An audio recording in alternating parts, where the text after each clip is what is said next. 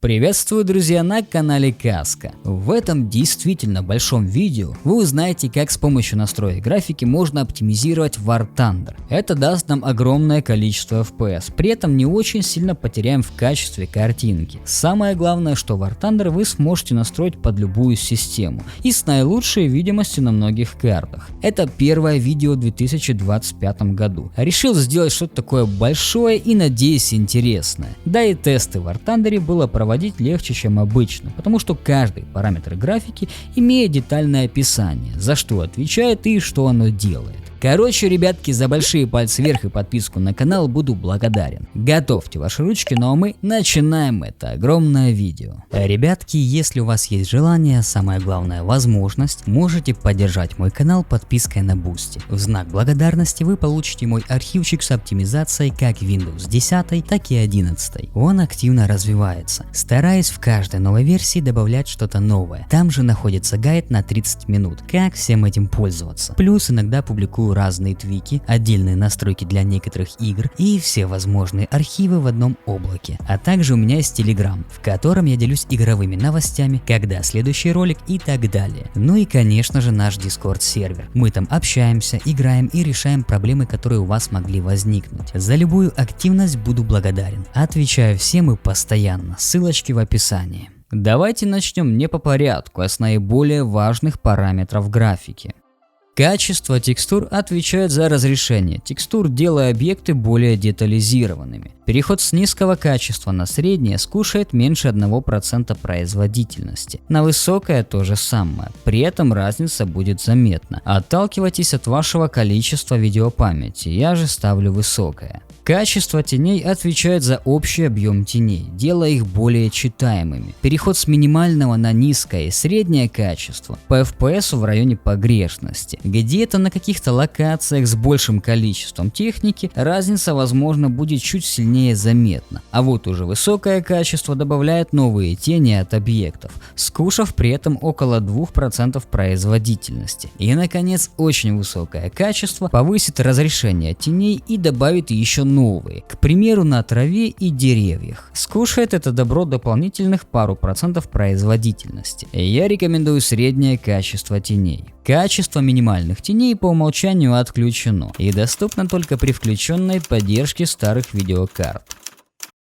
Качество воды включает геометрию водной поверхности, отражение и детали пены. Низкое и среднее качество отключают отражение и эффект пены, но зато дадут около 3% производительности. Какое именно качество выбрать зависит от ваших изначальных потребностей. Если вы вообще не играете в режиме на кораблях и вам не очень важна водичка, ставьте низкое качество. Мне же FPS позволяет выбрать даже высокое качество воды, что собственно я и сделал. Качество эффекта воды отвечает за брызги, следы от лодок и рябь на воде. Неважно, в какой режим вы играете, но здесь я рекомендую низкое качество, чтобы не было каких-то резких дропов. Качество облаков делится на два параметра – в полете и на земле. С помощью ползунка мы повышаем детализацию облаков, их размытие и самозатенение. В полете при переходе с нуля на единицу мы теряем около 4% производительности, а перейдя на двоечку еще плюс 3-4%. На земле ситуация аналогичная в плане детализации облаков, но на FPS это никак не влияет. Зато параметр облака в полете влияет на FPS не только в полете,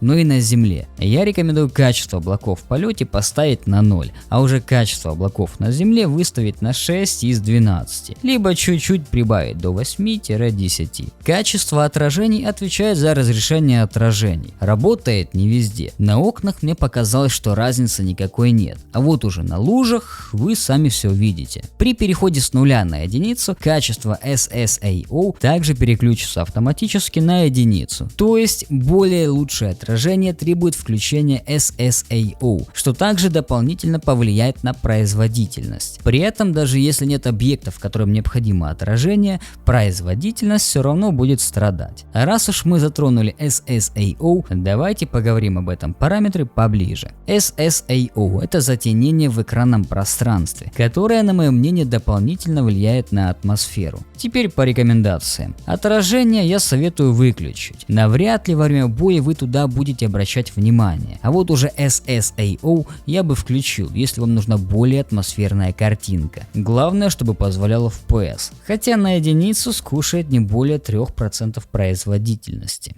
Разрешение эффектов отвечает за качество дыма, взрывов, вспышек и так далее. На FPS какого-то сильного влияния не заметил, рекомендую среднее качество. Качество ландшафта отвечает за детализацию ландшафта, а также включением или отключением параллакса. Разница между переходами в районе погрешности, но зная игру, я бы выбрал единичку или двоечку из 5. Следы от гусениц по названию и так все ясно, отвечает за их отображение и детализацию. По моим тестам на FPS не влияет, но в игре слишком много различных сценариев, поэтому я бы выбрал среднее качество. Качество отображения зеркал в кабине отвечает за включение или отключение зеркал, а также ее детализацию. Переход с нуля на единицу скушает около 3% производительности. Последующие переходы кушают не так много FPS, поэтому я бы тут выставил на середину. Если с FPS большие проблемы, выключайте отображение зеркал. Качество глобального освещения отвечает за отражение света, его яркость, цвета и так далее. Переход с низкого на среднее качество скушает не более 2% производительности. Высокое качество еще плюс 3%. Для атмосферной картинки ставим среднее качество, а для лучшей видимости низкое. Качество физики отвечает за разрушение объектов. В основном влияние на FPS я не обнаружил. Качество деформации ландшафта деформирует ландшафт при взрывах, попадании пуль и так далее. По большей части это чисто декоративный параметр. Выбирайте, что вам больше нравится. Далее идет по списку группа, отвечающая за рендер. Дальность деревьев отвечает за динамическое движение деревьев позади, их визуальный вид и саму дальность прорисовки, простите за тавтологию, деревьев. В среднем скушает около 2% производительности. Лично я выкручиваю где-то на середину данный параметр, чтобы не так сильно бросалось в глаза, хотя это может негативно повлиять на обнаружение врагов. Плотность частиц отвечает за частицы на взрывах, брызгах и так далее. По FPS разницы я не заметил, поэтому выкрутил на full. Вдруг, если появятся проблемы во время замесов, попробуйте понизить. Дальность травы отвечает за расстояние, с которого будет отображаться трава и уровень ее плотности. Каждый переход скушает примерно 2-4% производительности. Я рекомендую выключить траву, так как в большинстве случаев она может отвлекать. Тени от маленьких объектов отвечают за тени на различных деталях. В том числе требуется включение SSAO. FPS кушает не более 1%. В таком случае, если нужна более глубокая картинка, можно выставить на единицу, либо двоечку. Улучшенный прибой повышает качество текстур береговой линии и добавляет волны с пеной на побережье. Визуальный эффект без влияния на FPS. Эффект горячего воздуха включает или отключает эффекты размытия и искажения горячего воздуха. Допустим, выхлоп танка, двигатель самолета и так далее. На моей машине результаты в районе погрешности. Если вам нравится, можете оставлять включенным. Детальный дальний ландшафт улучшает детализацию ландшафта на дальних расстояниях. Чисто декоративный параметр, на FPS не влияет. Эффекты линз включают или отключают эффект бликов на линзах. На FPS не влияет. Если нравится, можете включить. Метод сглаживания и масштабирования изображения. Некоторые виды сглаживания доступны только при выборе графического API DirectX 12, но мы начнем с упрощенных вариантов. FX, AALQ и HQ даже на 2К разрешении дают слишком много мыла. Я считаю, лучше уже выключить сглаживание, чем использовать FXAA. Начиная с TAA нам становится доступен режим масштабирования, где мы можем слегка пожертвовать качеством картинки, зато получить хороший такой прирост по производительности. На Full HD у вас, скорее всего, мыльца будет побольше, а на 2К разрешение все в принципе играбельно. Для видеокарт серии RTX рекомендую включить DLSS на пресете качества, либо второй вариант, если вы не любитель DLSS, FSR и так далее, сглаживание TAA с тем же пресетом качества. Но у DLSS есть небольшое преимущество среди прочих видов сглаживания, это понижение задержки. Тут же нас встречает разрешение рендера. Ползунок стоит трогать только в том случае, если у вас большие проблемы с FPS, так как картинку он ухудшает очень сильно, но и дает серьезный такой буст. Анизотропная фильтрация сглаживает стыки объектов под углом или на расстоянии. Переход с выкл на любой уровень фильтрации скушает не более 1% производительности. Я рекомендую 4X, но можете в принципе и больше. SSAA – сглаживание суперсэмплингом, делает текстуры более читаемыми, но и кушает FPS, ну вы сами видите сколько. NVIDIA Reflex Low Latency понижает задержку в игре. Переход с выкл на вкл не скушает FPS, а на буст или, как указано, усиление не больше 1%. Рекомендую усиление. Если вдруг тундра начала крашиться без ошибок, возвращаем на вкл. В резкости изображения можете слегка добавить резкости, чтобы минимизировать последствия сглаживания. Базовые настройки мы с вами сделали. Далее нас ждет переключение на DirectX 12, для того чтобы нам стали доступны параметры с трассировкой лучей и еще одни методы масштабирования XS с FSR. XS по FPS очень сильно отстает от своих собратьев, в то время как FSR практически на одном уровне с DLSS. Но у DLSS есть еще одно преимущество, он может работать и на DirectX 11. Теперь рассмотрим более детально трассировку лучей. Охват трассировки лучей должна контролировать область охвата лучей и деревьев более удаленных от камеры. Возможно, смотрел куда-то не туда, но разницы никакой не заметил, ни по FPS, ни по визуалу. RTAO позволяет использовать рассеивание глобального освещения. Отключать смысла нет, только если не нравится визуальный вид, так как глобальное освещение скушает не более 1% производительности, а среднее и высокое качество чуть больше 3%.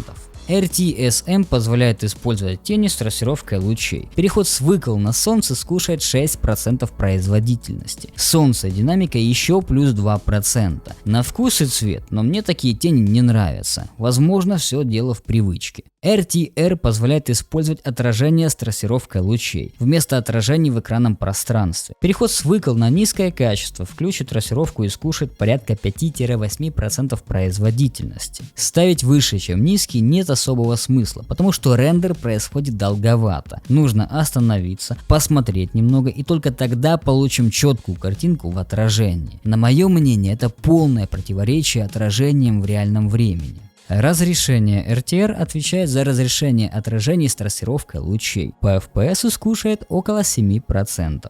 RTR вода позволяет использовать отражение на воде с трассировкой лучей. Нам доступен один ползунок с включением или отключением данного параметра. На удивление, при включении RTR воды она никак не влияет на FPS. А вот уже разрешение RTR скушает не более 2% производительности. На самом деле сомнительный параметр, так как, на мое личное мнение, отражение на воде с трассировкой лучей не всегда нужна и не всегда выглядит хорошо. RTR прозрачность поверхности позволяет использовать отражение с трассировкой лучей на прозрачных стеклянных поверхностях. Насколько я правильно понял, нужна определенная техника, которая будет подходить под заданные критерии, допустим, самолет. С трассировкой лучей мы закончили, и давайте подведем итог. В определенных погодных условиях игра действительно преображается, выглядит очень хорошо и дает свою атмосферу. Но я считаю, что трассировка лучей в тундре это не более чем баловство. Далеко не лучшее качество трассировки из возможных игр,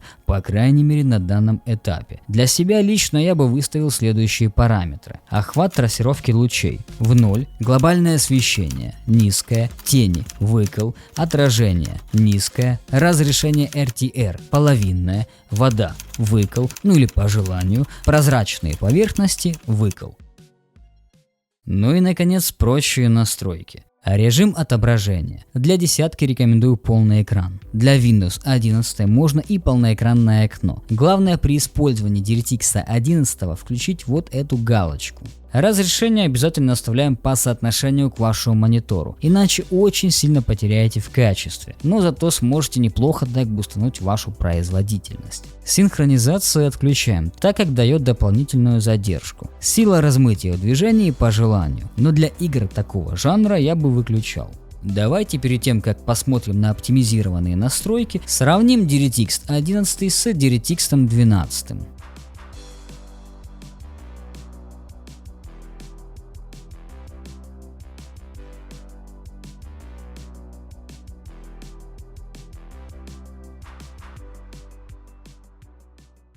Оптимизированные настройки графики на вашем экране.